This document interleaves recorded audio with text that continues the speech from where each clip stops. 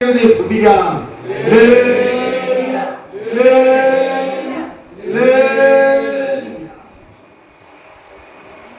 അവനെ അത്ഭുതം കാണിക്കും. വായിച്ചു അവനോട് ഇന്നത്തെ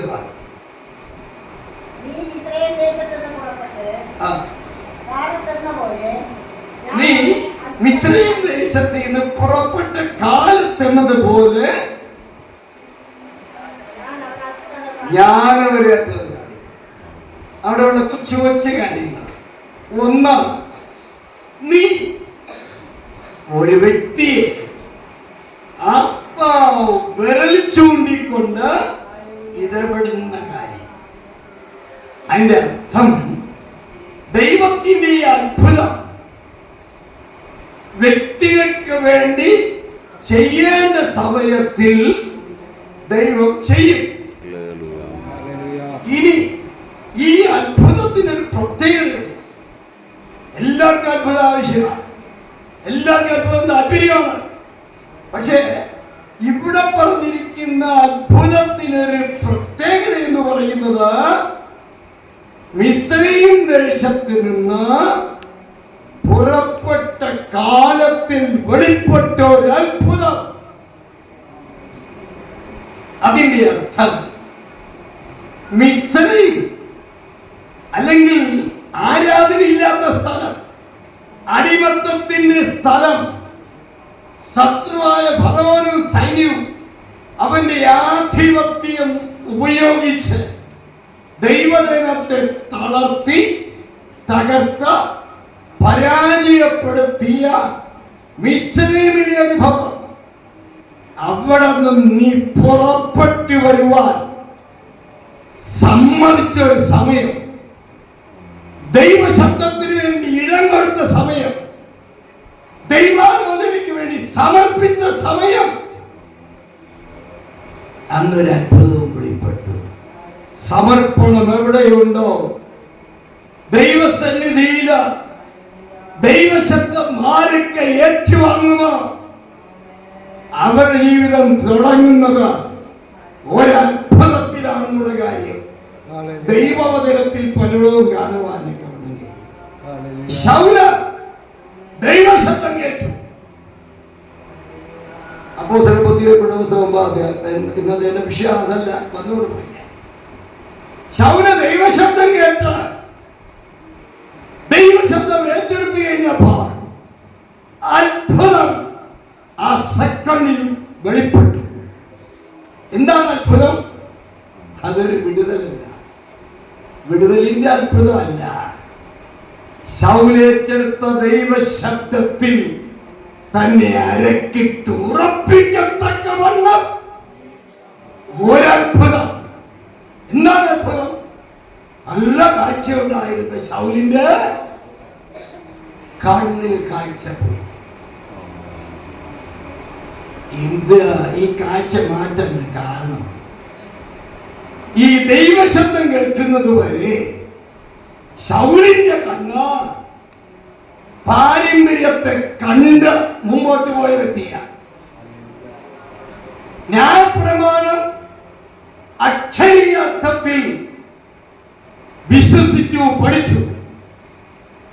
പക്ഷേ അതിനകത്തുള്ള ആത്മീയ പൊരുൾ, ന്യായപ്രമാണം ക്രിസ്തുവിനെ കുറിക്കുന്നു എന്നുള്ളതായ പൊരുൾ ശൗലിനെ കാണാൻ കഴിയാതെ വണ്ണം തന്റെ കണ്ണ് അന്ധതർപ്പിച്ചിരുന്നു എന്നുള്ളത് അവനെ ഒന്ന് തിരിച്ചറിയിക്കണം, അവന് ബോധ്യം വരണം.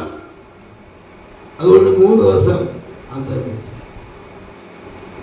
എന്തിനന്ധത പിടിപ്പിച്ചു എന്ന്, എന്തിനാണ് അത്ഭുതം നടന്നുള്ളത് ശൗൽ പിന്നീട് മനസ്സിലായി.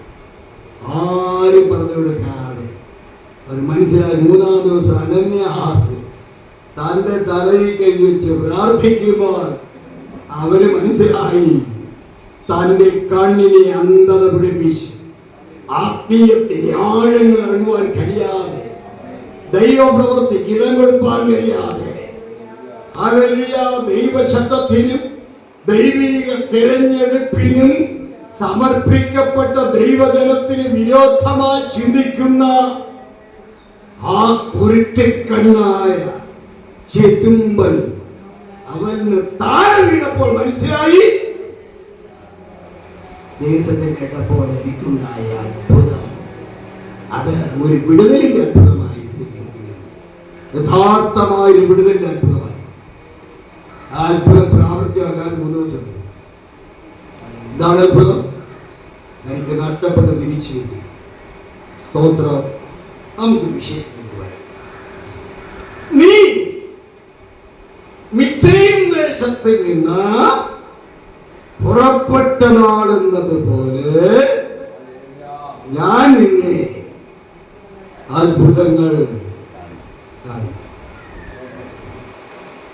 ആരോടാ പറയുന്നത്? ഈ മീഖാ പ്രവചനം ഒരു ഭയങ്കര പശ്ചാത്തലം.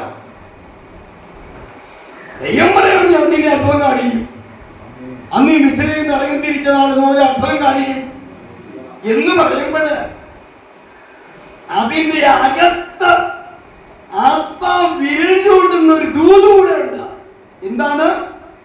നീ അന്ന് മിസ്രയീമിൽ നിന്ന് തിരിച്ചതാണ്, ഇറങ്ങി തിരിച്ചതാണ്. അവർ പദമുള്ളത് പുറപ്പെട്ടതാണ്. അപ്പൊ ജനത്തിന് ഇനിയും പുറപ്പെട്ടെങ്കില് അത്ഭുതം വെളിപ്പെടും. ആ ഒരു അർത്ഥം കൂടെ ആ വാക്യത്തിനകത്ത് കിടക്കുക. ഇനി അങ്ങനെ പറയേണ്ട സന്ദർഭം എന്താണ്? ഈ പ്രവചനത്തിലെ അന്തരീക്ഷം എന്താണ്? നോക്കണേ, 7-ാം അധ്യായത്തിന്റെ 1-ാം വാക്യം വായിക്കുക. എനിക്കയ്യോ കഷ്ടം, ഫലം പറിച്ച ശേഷം എന്നുപോലെ എന്ന് പറഞ്ഞാലേ, ഹല്ലേലൂയ, മുന്തിരിയില് പഴം നിന്നു, എല്ലാം പറിച്ചുകൊണ്ട് പോയി. തിരിച്ചു നോക്കിയപ്പോ ഇല മാത്രമുണ്ട്. പിന്നെ അടുത്ത്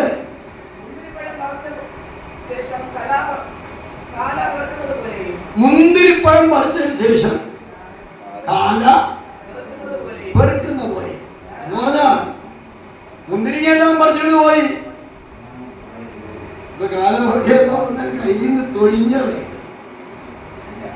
നമുക്കറിയാം, സ്വതന്ത്രം മുന്തിരിപ്പഴത്തില് അതില് ഈ ചിലതൊക്കെ പൊട്ടിയ മുന്തിരിങ്ങയുണ്ട്, ചീഞ്ഞതുണ്ട്.